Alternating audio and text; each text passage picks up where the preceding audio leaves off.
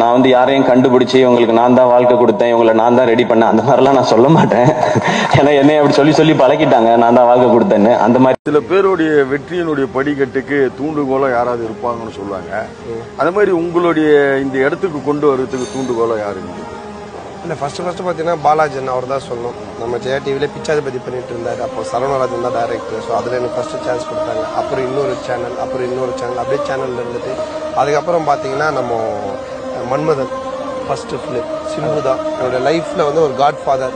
இந்த அளவுக்கு ஒரு ரீச்சுக்கு இப்படி வந்து இந்த ஒரு மாசம் நிற்கிறதுக்கு ஒரு முக்கிய காரணம், மிக மிக முக்கிய காரணம் என்னுடைய நண்பர் திரு சிம்பு அவர்கள்.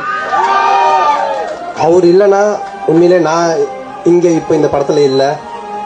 நான் சினிமாக்கு வந்ததுக்கு காரணம் நிச்சயமா அவரு சிம்பு சார் தான். அவர் இல்லைன்னா இன்னைக்கு சினிமா திரையுலகத்துக்குள்ள நான் கிடையாது. அவர் தான் என்ன டிவியில இருக்கும்போது ஒரு பெரிய கேரக்டர் மன்மதன்ல அதுல கவுண்டமணி சாரும் இருந்தாரு. அப்போ கவுண்டமணி சார் பண்ணும்போது எனக்கும் ஒரு சின்ன ரோல் ஒன்று கொடுத்து ரொம்ப கம்ஃபர்டபுளா என்ன பார்த்துக்கிட்டார். நான் வந்தோடனே சொன்னேன், இங்க ரொம்ப ஒரு நாள் கழிச்சு நான் இன்டர்வியூ தரேன், ஒரு பதட்டமா இருக்கு அப்படின்னும் போது நீங்க எல்லாரும் ஓகே கூலா பண்ணலாம் சார், ஜாலியா பண்ணலாம்னு சொன்ன மாதிரி அவரு ஃபர்ஸ்ட் டைம் ஒரு ஹீரோவோட பண்றோம், ஒரு பெரிய படம் பண்றோம் போது ஒரு பதட்டம் இருந்துச்சு. அவர் தான் இல்ல இது பண்ணுவேன்.